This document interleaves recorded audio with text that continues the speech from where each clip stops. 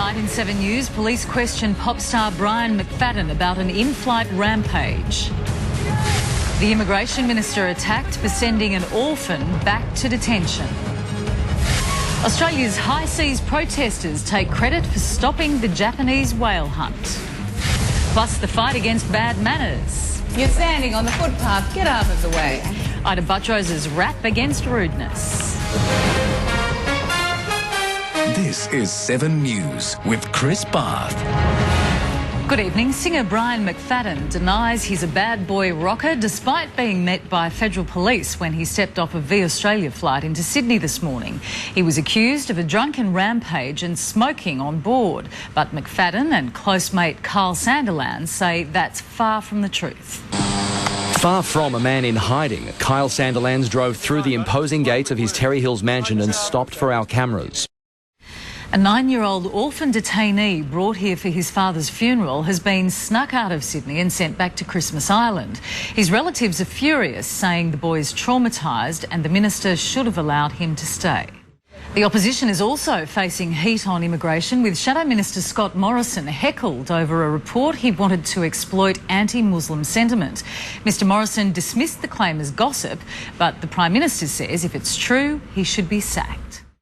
It's feared at least one Australian is among 12 people who drowned when a Vietnamese tourist boat sank early today. The boat went down in Ha Long Bay near Hanoi, a popular destination known for its limestone formations. Local officials say the victims were from Australia, Britain, Europe and America, plus one local tour guide. At least 15 others were rescued, 2 are missing. Australian diplomats are urgently trying to identify the victims. Qantas has posted a 4-fold increase in its first half-year profit of more than $240 million. It's an impressive comeback from one of the worst downturns in aviation history and the engine explosion that cost the company $80 million.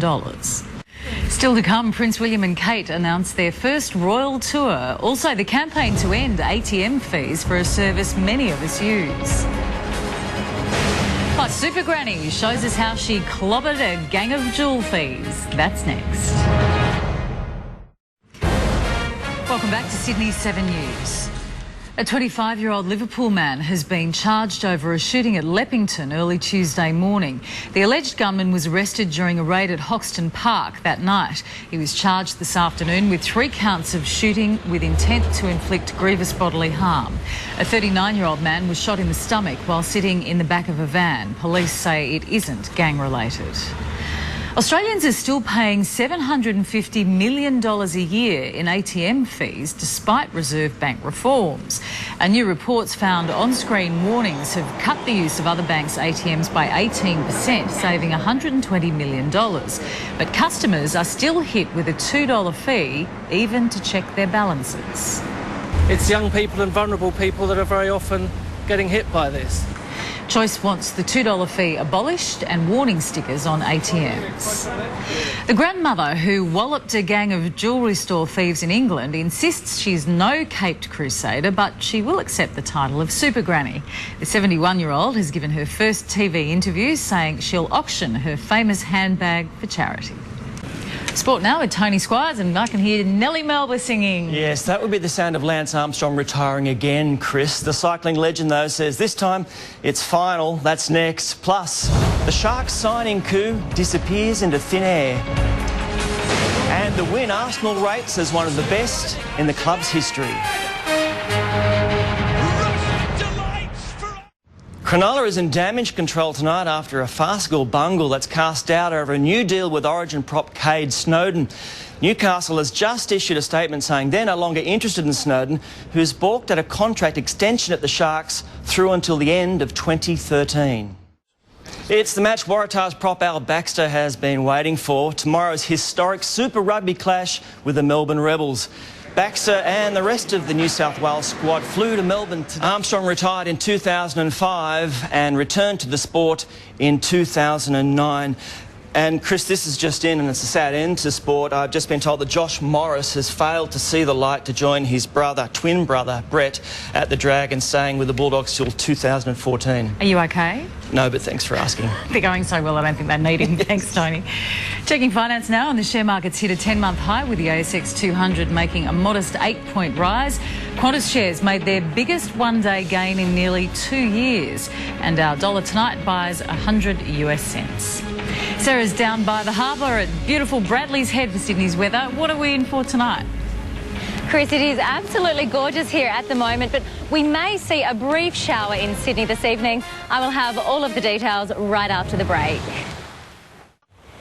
Tonight I'm taking part in a new initiative to help clean up Sydney's parks and beaches. It's called the Two Hands Project, and all you have to do is use your two hands for 30 minutes to collect as much rubbish as possible. You can do it anytime, anywhere at your local park or beach. Now today in Sydney it was very warm, it reached 29 degrees. Right now it's 25. The western suburbs climbed above 30 degrees today. Campbelltown hit 32. It was a little cooler on the coast. From the satellite we have some cloud through New South Wales in a broad low pressure trough. It's triggered isolated storms and there is very heavy rain in the top end thanks to ex-tropical cyclone Carlos, and Cyclone Diane off WA is generating plenty of wet weather too. Around the country tomorrow, sunny in Perth, 24 degrees in Adelaide, a little rain for Melbourne, fine in Hobart. Brisbane will be very warm. On the waters, northeasterly winds ahead of a southerly change in the morning up to 20 knots before easing in the afternoon. Now tomorrow will be a fraction cooler thanks to that weak southerly change. 26 and cloudy in the city, 28 degrees in Richmond, Parramatta and Liverpool, 24 degrees at Bondi, a shower or two is possible. Now Saturday is looking pretty good, 31 degrees with pockets of sunshine. Sunday, a strong change will bring rain down to 22 degrees by Monday, 24 on Tuesday.